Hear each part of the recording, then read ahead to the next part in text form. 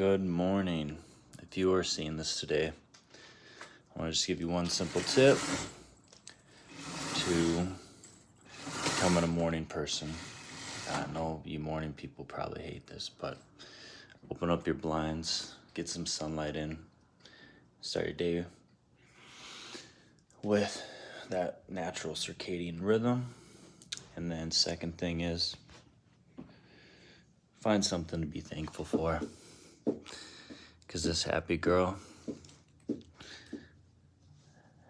isn't a morning person, but she's always happy to start her day.